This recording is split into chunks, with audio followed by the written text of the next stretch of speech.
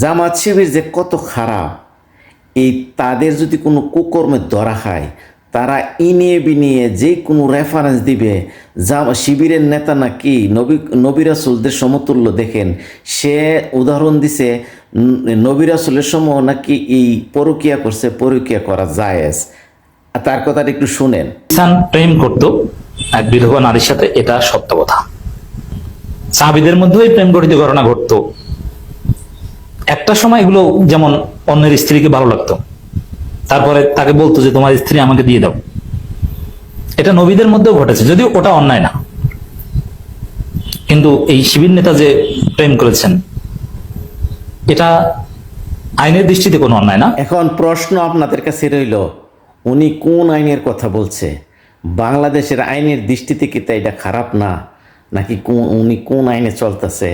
Medina সনদের আইনে চলতেছে? বাংলাদেশের বিচার ব্যবস্থা কি?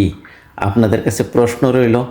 তবে সবচেয়ে বেশি বাংলাদেশে সোশ্যাল মিডিয়াতে জামাত শিবিরের লোক যেভাবে মুখ খারাপ করে, তাদের যে কক্ষাট্ট ভাষা গালাগালি করে, যেমন ওই ধর্মমন্ত্রী বলছে না, দাড়ি রাখলেই এবং সাদা টুপি পরলেই মুসলমান না, তারা এইরকম। আমি জানি এখানে খারাপ কমেন্টস করেন না, গঠনমূলক সমালোচনা করেন।